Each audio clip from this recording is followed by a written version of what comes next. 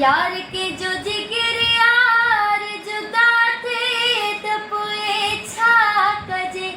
सचो माण्हू सफ़ा बेवफ़ा थे त पोइ छा कजे।